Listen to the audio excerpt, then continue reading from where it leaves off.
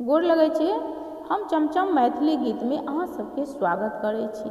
आइ हम एगो सामा के गीत कहै छी तऽ अहाँ सब ई गीत जरूर सुनब और हमर चैनल के सब्सक्राइब वीडियो के लाइक जरूर कऽ देबै। गे